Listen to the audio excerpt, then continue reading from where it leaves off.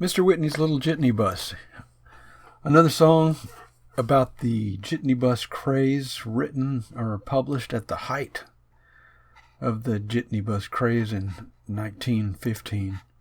And it's just about Hiram Whitney wasn't having a very good time with his business, and so he got what little money he had and got himself a Ford, which was undoubtedly a Model T, and turned it into a Jitney bus, and from then on did well for himself. So it's a song about traveling in a Jitney bus, which was, as I've said before in another video, was just a car that you would pay a nickel for the owner of the car to take you somewhere else in town, kind of like a taxi. Even though they called it a Jitney bus because many times they would carry multiple people. You could if it was a touring Model T, you could comfortably carry 4 passengers, and uncomfortably carry more than that. But it's got this line in it. The fuel he used was very queer. He ran the car on Ehret's beer. In a video that I did about the Model T, I talked about how it could run on other fuels than gasoline because of the crank start. You could keep cranking it until you were able to ignite a fuel that had a higher ignition point than gasoline. And in that video, I accidentally said a lower ignition point than gasoline, but I meant to say higher. So you could run it on kerosene or alcohol, but it had to be pretty much pure alcohol.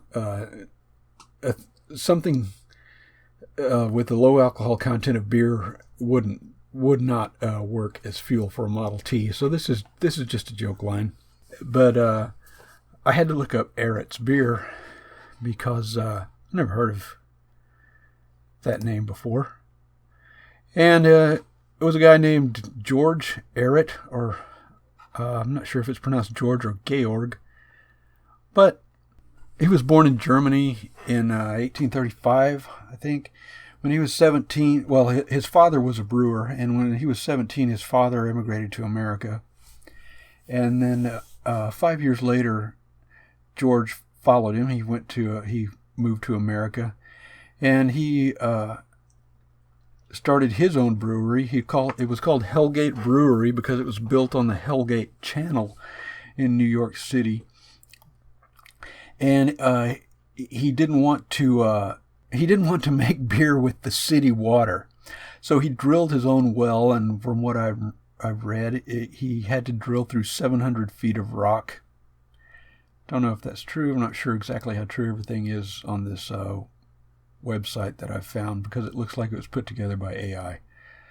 But anyway, he apparently drilled his own well so he would have good water to make his beer with. And he was a very successful brewer. He became fabulously wealthy. When he died, he left behind an estate worth millions and millions and millions of dollars, hundreds of millions of dollars in today's dollars. He specialized in brewing lager, and when Prohibition began in 1920, he switched to making a non-alcoholic beer. It says here that the neighborhood where he lived, German bands were common, and they would go around the streets in the evenings, performing in public for basically just like buskers. And they always knew that they should go by his house because he would send his butler down with a glass of beer and a dollar bill for every man in the band. Unfortunately, he didn't live to see the end of Prohibition. He died in 1927, I think. And the brewery never really recovered from the double blow of Prohibition and the death of George Ehret. His children tried to keep running his brewery, but they were unsuccessful, and eventually it went out of business. I can't find the year or any. Yeah, it only lasted about 2 years after his death and closed down in 1929. He died in 1927 at the age of 92. I don't think he was nationally known in the way that some other beers were and breweries were, but he certainly would have been very well known to the Tin Pan Alley songwriters of New York City in 1915 when this song was written.